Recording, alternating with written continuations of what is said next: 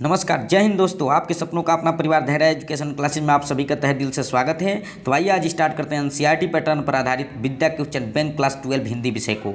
इससे पहले कि हम आपको बता दें कि हिंदी गद्य साहित्य का विकास से संबंधित प्रश्न कंप्लीट करा चुके हैं। 5 नंबर के पूछा जाता है बहुविकल्पी टाइप्स के क्वेश्चन बोर्ड एग्जाम में। अब आपको लेकर के चलना है दूसरे नंबर लेसन को। इसमें दिया गया है हिंदी काव्य साहित्य का विकास से संबंधित बहुविकल्पीय क्वेश्चन, जो कि 5 नंबर बोर्ड एग्जाम में पूछा जाता है। मेरे प्यारे बच्चों, किसी प्रकार आपको दिक्कत नहीं होगा अगर मेरे वीडियो को अंत तक देखते हैं तो। आपको बता दें कि इस चैनल पर सीधा 10 to 12 की तैयारी होता है मेरे प्यारे बच्चों, वो भी बोर्ड एग्जाम प्रिपरेशन 2021 की। तो आप बिना देर किए हुए पूरे अंत तक मेरे चैनल को सब्सक्राइब कर लीजिए और देखिए, क्योंकि इसी चैनल पे आपको बिल्कुल हिंदी और शुद्ध देसी भाषा में तैयारी कराया जाता है मेरे प्यारे बच्चों। तो यहाँ पर देख पा रहे हैं हम क्वेश्चन नंबर 26 नंबर में दे रहा है सुकर खेत। देखिए प्रश्न यहाँ पर है सुकर खेत नामक स्थान संबंधित है, यानी किससे संबंधित है सुकर खेत नामक स्थान। तो मेरे प्यारे बच्चों, आपको घबराने की किसी प्रकार की कोई जरूरत नहीं है। यहाँ 2012 और 2014 में एक क्वेश्चन पूछा जा चुका है। तो यहाँ पर आपसे पूछा जाएगा कि सुकर खेत से संबंधित है मेरे प्यारे बच्चों। सुकर खेत नामक स्थान संबंधित है, किससे संबंधित है? कबीरदास से कि नंददास से कि तुलसीदास से कि सूरदास से। तो यहाँ पर आप देख पा रहे हैं मेरे प्यारे बच्चों कि सुकर खेत जो स्थान है वह किससे संबंधित है? तुलसीदास से संबंधित है मेरे प्यारे बच्चों। आपको एक ट्रिक बता दें जो सीधा आपके ब्रेन में जाएगा मेरे प्यारे बच्चों। देखो यहाँ पर यह खेत दिया गया है ना, सुकर खेत, खेत दिया गया है। खेत में क्या होती है? तुलसी होती है मेरे प्यारे बच्चों, और घर पर भी होती हैं। परंतु आप दिमाग में बनाए रखिएगा आपने कि खेत में तुलसी होती हैं तो तुलसी तो तुलसीदास हो जाएगा मेरे प्यारे बच्चों। आपको दिमाग में बैठ जाएगा और कभी भी आप भूलेंगे नहीं। बोर्ड एग्जाम में जाएंगे तुरंत देखेंगे खेत माने तुलसीदास, खेत तुलसीदास, खेत में भी तुलसीदास होती हैं, तुलसी होती है मेरे प्यारे बच्चों, राइट। तो इस तरह से आप बना सकते हैं इसको, कोई दिक्कत आपको होगा नहीं, उम्मीद करते हैं, आशा करते हैं मेरे प्यारे बच्चों, राइट। अब चलते हैं हम क्वेश्चन नेक्स्ट देखते हैं। नेक्स्ट यहाँ पर 27 नंबर क्वेश्चन दिया है कि रुनकता नामक स्थान संबंधित। ये तो आप पढ़े हुए होंगे ना क्लास 10 में, तो आपको घबराने की कोई जरूरत नहीं है। नहीं भी पढ़े हैं तो देखिए बिल्कुल तैयार करा देंगे हम। रुनकता नामक स्थान किससे संबंधित है? जयशंकर प्रसाद से तो है नहीं, सूर्यकांत त्रिपाठी निराला से है नहीं, कबीर से है नहीं, यानी सूरदास से है मेरे प्यारे बच्चों। किससे है? सूरदास से। आप जब जीवन परिचय पढ़ते हैं सूरदास का तो उसमें दिया गया है कि सूरदास का जन्म रुनकता नामक स्थान पर हुआ था मेरे प्यारे बच्चों, राइट। तो इस प्रकार आप याद रख सकते हैं कि रुनकता नामक स्थान संबंधित किससे है? सूरदास से, राइट। बिल्कुल। अब चलते हैं प्रश्न संख्या अगले की तरफ। यहाँ 28 नंबर क्वेश्चन को देख पा रहे हैं आप। यहाँ पर दे रहा है कि बसुआ, कह रहा है कि बसुआ गोविंदपुर में जन्म हुआ था। देखिए ध्यान से, बसुआ गोविंदपुर में किसका जन्म हुआ था? 2014 में एक क्वेश्चन पूछा गया मेरे प्यारे बच्चों, एक तरह से एग्जाम की दृष्टि से बहुत ही इंपॉर्टेंट है। तो आप बता सकते हैं इसको। यहाँ पर दे रहा है पहला नंबर, यहाँ पर रत्नाकर का कि सूरदास का, रामधारी सिंह दिनकर का कि बिहारी का। तो बताइए ध्यान से देखिए, यहाँ पर सूरदास का तो होगा नहीं, रत्नाकर का भी नहीं होगा, रामधारी सिंह दिनकर का भी नहीं होगा। यहाँ पर देखिए बसुआ गोविंदपुर, ये बिहारी का जन्म हुआ था मेरे प्यारे बच्चों। कहाँ हुआ था? तो बसुआ गोविंदपुर में। किसका जन्म हुआ था? बिहारी का हुआ था, राइट। तो आपको याद रखना पड़ेगा इसको, बहुत ही इंपॉर्टेंट है ये क्वेश्चन। तो आपसे पूछा जाए कि बसुआ गोविंदपुर में जन्म किसका हुआ था? तो बिहारी का। किसका हुआ था? बिहारी का, राइट। बिल्कुल याद रहेगा ना, बिहारी का हुआ था, राइट। बिल्कुल आप समझ रहे हैं। अब नहीं भी समझ पाएंगे तो आपको क्या बताना पड़ेगा आपको देखिए ध्यान से देखिए। अब यहाँ पर अंतिम अक्षर क्या है? र है। अंतिम अक्षर क्या है? र है, और इसका अंतिम अक्षर क्या है? री है। तो र लगभग समान मिल रहा है, तो इस तरह से भी आप बता सकते हैं। बल्कि अन्य में किसी में ऐसा है नहीं विकल्प में। तो इस तरह से भी आप ट्रिक के माध्यम से भी तैयार कर लेंगे या याद कर लेंगे तो आपके लिए बहुत ही बेस्ट होगा। तो बसुआ गोविंदपुर में जन्म किसका हुआ था? तो बिहारी लाल का हुआ था मेरे प्यारे बच्चों, राइट। तो इस तरह से आप बता सकते हो बिहारी का हुआ था, राइट। अब अगले नंबर प्रश्न की तरफ चलते हैं। अगला नंबर प्रश्न आपका 23 है मेरे प्यारे बच्चों। अगर वीडियो पसंद आ रहा होगा तो चैनल को सब्सक्राइब कर लीजिएगा। अगर नए होंगे मेरे चैनल पर तो लाइक कीजिएगा, और उन गरीब भाई बहनों के पास इसको शेयर कीजिएगा जो कोविड-19 की वजह से अपनी परफेक्ट रूप से पढ़ाई को सुनिश्चित नहीं कर पाए हैं, राइट। तो वो सुनिश्चित करें इसके माध्यम से, चैनल के माध्यम से, राइट।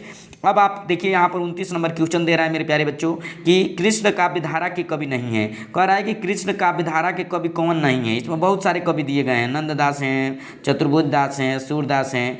देखिए ये सब के सब यहाँ देख पा रहे हैं, ये कृष्ण काव्यधारा के कवि हैं, ये भी कृष्ण काव्यधारा के कवि हैं, ये भी कृष्ण काव्यधारा के कवि हैं। लेकिन यहाँ पर जो दे रहा है, यहाँ पर लाल दास और नाभादास ये क्या है, ये कृष्ण काव्यधारा के कवि नहीं है। तो आपसे प्रश्न आ सकता है, इसको चारों विकल्प से संबंधित चारों इंपॉर्टेंट है, किसी का भी पूछा जा सकता है। तो कृष्ण काव्यधारा के कवि कौन नहीं है, तो लालदास, नाभादास नहीं है, राइट। तो लालदास और नाभादास क्या है, नाभादास क्या है, कृष्ण काव्यधारा के कवि नहीं है। बिल्कुल ये इसको याद रखिएगा, 13-14 में पूछा गया है, इंपॉर्टेंट भी है। अब अगले नंबर प्रश्न की ओर चलते हैं मेरे प्यारे बच्चों। बहुत ही इंपॉर्टेंट क्वेश्चन है, 13 नंबर क्वेश्चन है। यहाँ पर कह रहा है कि भिखारी दास कवि हैं। अब भिखारी दास पूछ रहा है कि कवि हैं, अब किस काल के कवि हैं, तो भक्ति काल के, आदि काल के, रीति काल के, कि आधुनिक काल के। देखिए मेरे प्यारे बच्चों, रीति काल के कवि हैं भिखारी दास। किस समय के कवि हैं, तो रीति काल के कवि हैं मेरे प्यारे बच्चों। किस काल के कवि हैं, रीति काल के। तो आपसे पूछा जाएगा कि भिखारी दास किस काल के कवि हैं, तो आप बताएंगे किसके, रीति काल के कवि हैं। 2012 एक दर्जन में पूछा गया है मेरे प्यारे बच्चों, इंपॉर्टेंट है भी। तो अब 21 नंबर क्वेश्चन दिया गया है कि इसमें से हिंदी का प्राचीनतम प्रथम महाकाव्य है। कह रहा है कि सबसे पुराना क्या है, तो यहाँ पर श्री राम चरितमानस है, कि पद्मावत है, कि प्रिया प्रवास है मेरे प्यारे बच्चों, कि यहाँ पर पृथ्वीराज रासो है। तो आप क्या बताएंगे, हिंदी में कह रहा है कि इनमें से किसी प्राचीनतम प्रथम महाकाव्य कौन है, तो पृथ्वीराज रासो। कौन है मेरे प्यारे बच्चों, पृथ्वीराज रासो। ये तो ब्रेन में आपको बन ही गया होगा कि पृथ्वीराज रासो जो है वो क्या है, प्राचीनतम प्रथम महाकाव्य है, राइट। तो अब चलते हैं आगे, बढ़ते हैं। उम्मीद करते हैं कि आपको क्लियर कंप्लीट रूप से समझ में आ रहा होगा मेरे प्यारे बच्चों। अगर किसी प्रकार का कोई दिक्कत आपको होता है तो आप कमेंट के माध्यम से मेरे को सुनिश्चित कीजिए, बताइए कि हमें ये इस प्रकार का दिक्कत हो रहा है, इस प्रकार की दिक्कतों का सामना करना पड़ रहा है। अगर आपको अलग वीडियो, नया वीडियो चाहिए तो किस तरह का टाइप चाहिए आपको, ये कमेंट के माध्यम से ज़रूर बताइए मेरे को मेरे प्यारे बच्चों, क्योंकि हम आप ही के हिसाब से पढ़ाएंगे चैनल पर, राइट। तो अब यहाँ पर क्वेश्चन नंबर दे रहा है कि यहाँ पर 32 नंबर की भक्ति काल का काव्य नहीं है। कह रहा है कि भक्ति काल का काव्य कौन नहीं है, तो पृथ्वीराज रासो नहीं है। यहाँ पर 2012 में ये पूछा गया है। पद्मावत देखिए है, रामचरितमानस भी है, सूरदास सागर भी है, लेकिन कौन नहीं है मेरे प्यारे बच्चों, तो अभी आपको बताए थे ऊपर, अभी क्वेश्चन में ऊपर बताए थे कि यहाँ पृथ्वीराज रासो जो है वह क्या है, तो भक्ति काल के नहीं है, ठीक है। पृथ्वीराज रासो जो है वो क्या है, भक्ति काल के काव्य नहीं है। तो इस तरह से आप बता सकते हैं मेरे प्यारे बच्चों। अब चलते हैं अगले नंबर प्रश्न की ओर। अगला नंबर प्रश्न है यहाँ 33 नंबर, कह रहा है कि तुलसीदास की रचना नहीं है। यहाँ पर दे रहा है कि तुलसीदास की कौन सी रचना नहीं है। देखिए यहाँ पर रामलता नाचू है, पार्वती मंगल है, कवितावली है, लेकिन यहाँ पर रामचंद्रिका जो है वह क्या है, तो तुलसीदास की रचना नहीं है। तो कौन सी नहीं है मेरे प्यारे बच्चे तुलसीदास की रचना, तो रामचंद्रिका नहीं है, राइट। बिल्कुल समझ में आ रहा है आपको ना, आ रहा है समझ में। अब अगले नंबर प्रश्न की ओर चलते हैं। यहाँ पर 34 नंबर प्रश्न की ओर कह रहा है कि वीर रस की कृति है, किसकी, वीर रस की कृति है। वीर रस की कृति कौन है, कह रहा है कि बिहारी सतसई, किशोर सागर की, शिवा बावनी, कह रहा है कि यहाँ प्रिय प्रवास। ये सब कुछ दिया है मेरे प्यारे बच्चों, घबराने की कोई दिक्कत नहीं है आपको, बस थोड़ा इत्मीनान धैर्य बनाए रखिए, क्योंकि धैर्य एजुकेशन से आप क्या कर रहे हैं, तैयारी कर रहे हैं मेरे प्यारे बच्चों। तो वीर रस की कृति कौन है, तो शिवा बानी। यहाँ पर देखिए शिवा बानी है, राइट। तो बस बता देंगे आपकी वीर रस की कृति है तो शिवा बानी, राइट। शिवा बानी क्या है, शिवा बानी, समझ में आ रहा ना। तो वीर रस में आता है, राइट। बिहारी सतसई नहीं आता है, सूरसागर नहीं आता है, प्रिय प्रवास नहीं आता है, कौन आता है, शिवा बानी, राइट। अब चलते हैं 35 नंबर क्वेश्चन की ओर। कह रहा है कि द्विवेदी युग में, कह रहा है कि लिखी गई रचना है। द्विवेदी युग में कौन लिखी गई रचना है, तो प्रिय प्रवास। इससे पहले भी ये क्वेश्चन पढ़ चुके हैं आपकी, प्रिय प्रवास द्विवेदी युग में लिखी गई रचना है। 2018 में पूछा है मेरे प्यारे बच्चों, बहुत ही इंपॉर्टेंट है, राइट। इस तरह से आप जान चुके हैं इसको, तो आपको बताना होगा कि ये आपसे पूछा जाएगा प्रश्न कि प्रिय प्रवास कब लिखी गई थी, तो द्विवेदी युग में लिखी गई थी। प्रिय प्रवास किस युग में लिखी गई थी, द्विवेदी युग में, राइट। अब 36 नंबर क्वेश्चन को देखते हैं मेरे प्यारे बच्चों। ध्यान से देखिए, इत्मीनान से देखिए, धैर्य बना करके देखिए, क्योंकि धैर्य चैनल पे आप तैयारी कर रहे हैं। यहाँ पर दे रहा है कि खड़ी बोली का प्रथम महाकाव्य है। कह रहा है खड़ी बोली का प्रथम महाकाव्य है, या आपसे प्रश्न पूछेगा निम्न में से खड़ी बोली का प्रथम महाकाव्य माना जाता है, किसको माना जाता है, खड़ी बोली का प्रथम महाकाव्य कौन है।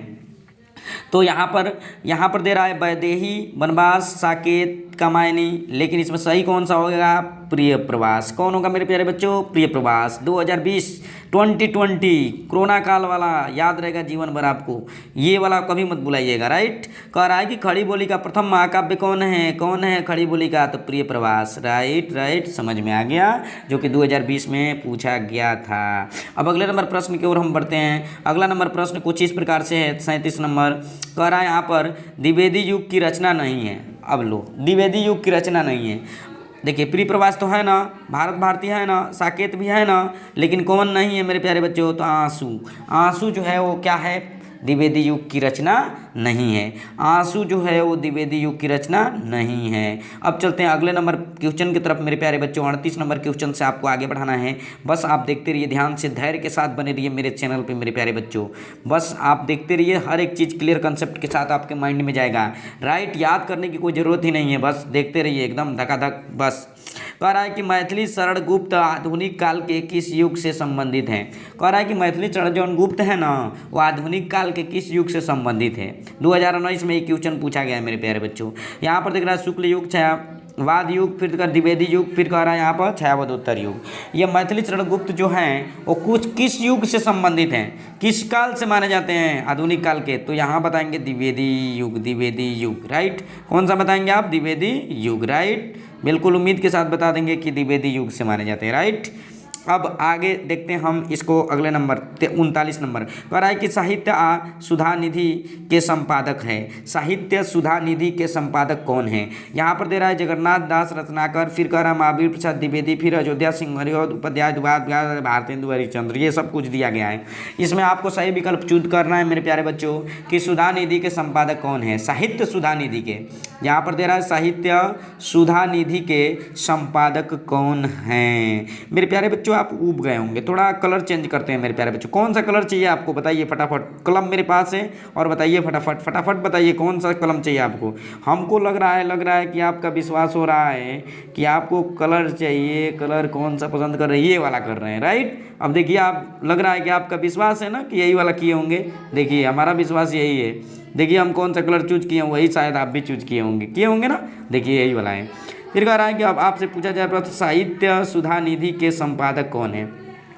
तो साहित्य सुधा निधि के संपादक जगन्नाथ दास रत्नाकर है मेरे प्यारे बच्चों। कौन है, जगन्नाथ दास रत्नाकर है मेरे प्यारे बच्चों, साहित्य सुधा निधि के।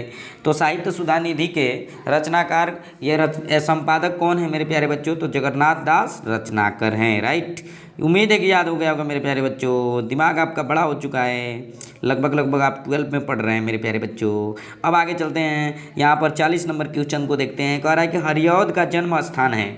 हरिऔध का जन्म स्थान कहाँ है। देखो बा, स्थान बहुत पूछा है, खूब पूछा है। तो हरिऔध का स्थान कहाँ है, तो निजामाबाद। कहाँ है, निजामाबाद। तो बिल्कुल आप बता सकते हैं कि हरिऔध का जन्म स्थान कहाँ है, तो निजामाबाद है। कहाँ है, निजामाबाद। किसका स्थान है, हरिऔध का। किसका स्थान है मेरे प्यारे बच्चों, हरिऔध का। राइट, तो इस तरह से आप बता सकते हैं, बहुत ही इजीली तरीके से बता सकते हैं आप, कोई दिक्कत आपको होगा नहीं। तेरे वीडियो को हम देख रहे हैं, थोड़ा ड्यूरेशन देख रहे हैं, बड़ा नहीं होना चाहिए मेरे प्यारे बच्चों।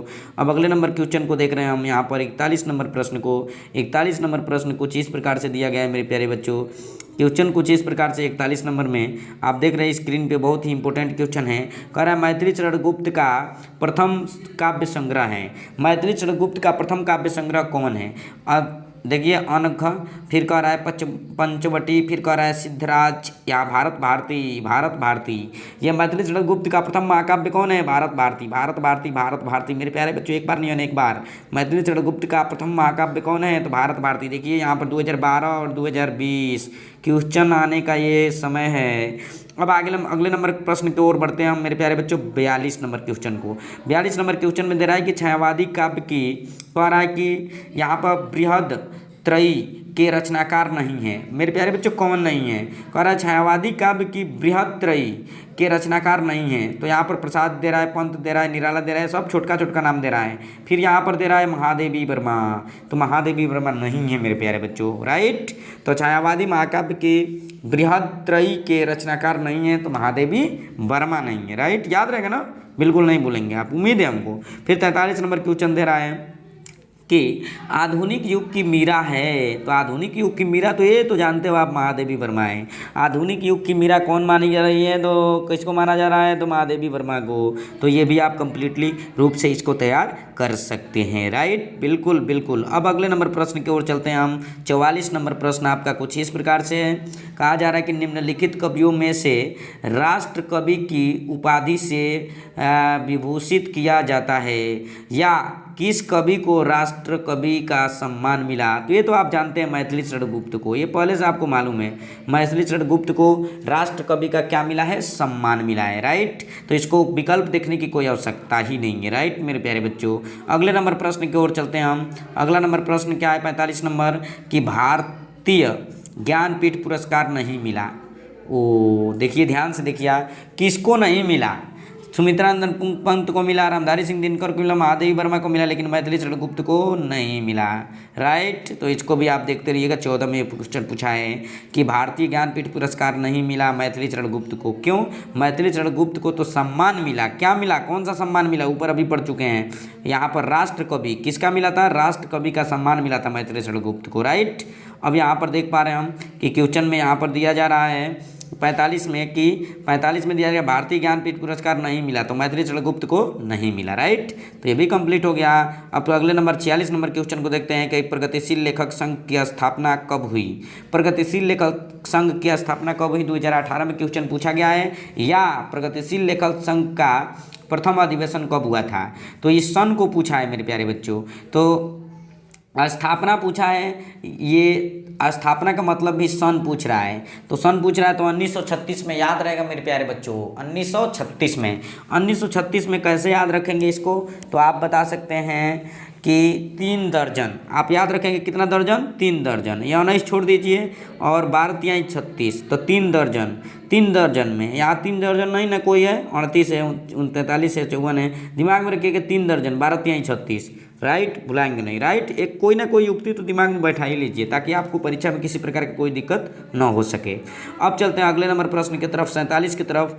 यहाँ पर देखिए मेरे प्यारे बच्चों का कीर्ति, यहाँ पर कविता वर्धिनी सभा की स्थापना की थी। कविता वर्धिनी सभा की स्थापना किसने किया था, केशव दास ने किया था, कि श्याम सुंदर दास ने किया था, कि भारतेंदु हरिश्चंद्र ने किया था, कि रत्नाकर ने किया था। सॉरी यहाँ पर दिख नहीं पा रहा है मेरे प्यारे बच्चों, तो कोई दिक्कत नहीं, थोड़ा देर बस देखते रहिए आप, हर एक चीज़ क्लियर कंसेप्ट के साथ आपको दिमाग में आएगा। अगले टर्म पे अब चलते हैं, यहाँ पर देखते हैं। कह रहा है कि कविता वर्धिनी सभा की स्थापना किसने की थी, तो यहाँ पर सीधा भारतेंदु हरिश्चंद्र ने किया था। किसने किया था मेरे प्यारे बच्चों, भारतेंदु हरिश्चंद्र ने किया था। तो ये भी आपका इस तरह से एक तरह से कंप्लीट हुआ। ये क्वेश्चन 2016 में पूछा गया मेरे प्यारे बच्चों। अब चलते हैं हम क्वेश्चन नंबर किसके तरफ, तो क्वेश्चन नंबर 48 की तरफ। यहाँ पर थोड़ा इसको जूम करते हैं, क्योंकि क्वेश्चन की श्रृंखला कुछ इस प्रकार है। 48 नंबर क्वेश्चन दिया गया है, देखिए बहुत पूछा है मेरे प्यारे बच्चों, ये तो देख कर ही हमको लग रहा है कि आएगा। क्या बात है, कितना पूछा है, देखिए ना यहाँ पर 21, 11, दुका सब देखिए, सब में पूछा है मेरे प्यारे बच्चों। इसको समझिए कि कंप्लीटली रूप से आ ही सकता है मेरे प्यारे बच्चों। अज्ञेय ने तार सप्तक का प्रकाशन कब किया था मेरे प्यारे बच्चों। तो आ रहा है क्वेश्चन में कि अज्ञेय ने तार सप्तक का प्रकाशन कब किया था, तो यहाँ पर लगातार पूछा है। अब कितना बार बताएं मेरे प्यारे बच्चों, आपको स्क्रीन के सामने कुछ दिख रहा है यहाँ पर सन, यहाँ पर दे रहा है या। क्वेश्चन को इस तरह से भी पूछा जा सकता है कि तार सप्तक का प्रकाशन हुआ कब हुआ था, यही पूछा जा रहा है। तो यहाँ पर 1943 में हुआ था। किस में हुआ था, 1943 में, राइट मेरे प्यारे बच्चों। कब हुआ था, 1943 में। तार सप्तक का देखो, तार सप्तक का 1943 में। 43 तार, 43 तार, 43 तार, तार सप्तक ता आ 43 ता, समझ में आ रहा है ना। तो से स्टार्ट हो रहा है, तो इस 1943 में, राइट। दिमाग में बैठा लीजिएगा मेरे प्यारे बच्चों, एकदम जादुई ट्रिक है, दिमाग हिला देगा आपका। अगला देखो यहाँ पर क्वेश्चन क्या है, यहाँ पर दे रहा है कि वीरगाथा काल की विशेषता है। कह रहा है कि वीरगाथा काल की विशेषता क्या है। कह रहा है यहाँ पर नारी का रूप, सौंदर्य चित्रण, प्रकृति चित्रण, युद्धों, कह रहा है युद्धों का सजीव चित्रण, यहाँ पे कह रहा है कि मुक्तक काव्य रचना। तो यहाँ पर देख पा रहे हैं आपकी वीरगाथा काल की विशेषता क्या है, तो युद्धों का, यहाँ पर थोड़ा इसको सब डिलीट करके अच्छा से दिखाते हैं आपको। कह रहा है कि वीरगाथा काल की विशेषता है, वाह। वीरगाथा काल की विशेषता है तो युद्धों का सजीव चित्रण, यानी वीर मन क्या करते हैं, युद्ध करते हैं मेरे प्यारे बच्चों। वीर क्या करेंगे, युद्ध करेंगे, युद्ध करेंगे, क्या करेंगे, युद्ध करेंगे। तो इसलिए आपको समझ में आ गया होगा कि वीर युद्ध करेंगे तो युद्धों का सजीव चित्रण होगा। तो वीरगाथा काल की विशेषता क्या होगी, तो युद्धों का सजीव और युद्धों का सजीव चित्रण होगा। राइट, ये ट्रिक बहुत ही ज़बरदस्त है मेरे प्यारे बच्चों, आपके दिमाग को हिला देगा। अब देखो यहाँ पर 50 नंबर क्वेश्चन, आखिरी क्वेश्चन होगा आपका। तो देखिए मेरे प्यारे बच्चों, आप चैनल को अभी तक सब्सक्राइब नहीं किया तो सब्सक्राइब कर लीजिए, क्योंकि ये एक दिन का नहीं है मेरे प्यारे बच्चों, ये रोज़ का है। बिल्कुल सप्लीमेंट का ये काम करेगा आपका एग्जाम की दृष्टि से। तो इसलिए चैनल को सब्सक्राइब कर लीजिए और उन भाई बहनों तक शेयर कर दीजिए जो बढ़िया से प्रिपरेशन नहीं कर सके हैं। राइट, बढ़िया का एक तरह से सभी के पास इसको सब्सक्राइब कर दीजिएगा मेरे प्यारे बच्चों, क्योंकि ये इंपॉर्टेंट है ही है। अब यहाँ पर 50 नंबर क्वेश्चन देख रहे हैं, कह रहा हरिवंश पुराण, कह रहा हरिवंश पुराण के रचनाकार कौन है मेरे प्यारे बच्चों। तो हरिवंश पुराण के रचनाकार कौन है, कि देवसेन, कह रहा यहाँ पर कि विमल देव, कि यहाँ पर पुष्पदंत, की स्वयंभू। यहाँ पर देख रहे हैं क्वेश्चन, ये इंपॉर्टेंट तो है, ये 2016 में पूछा है मेरे प्यारे बच्चों। और आखिरी भी क्वेश्चन है कि हरिवंश यहाँ पर पुराण के रचनाकार कौन है, स्वयंभू हैं। कौन है मेरे प्यारे बच्चों, स्वयंभू। राइट, तो इस प्रकार आपका 50 क्वेश्चन कंप्लीट हुआ मेरे प्यारे बच्चों। एवरेज ड्यूरेशन देख रहे हैं, हम वीडियो को ज़्यादातर लंबा नहीं करना चाहते हैं मेरे प्यारे बच्चों। तो बस आप आज के लिए, बस आपके लिए इतना ही मेरे प्यारे बच्चों। नमस्कार, जय हिंद मेरे प्यारे बच्चों।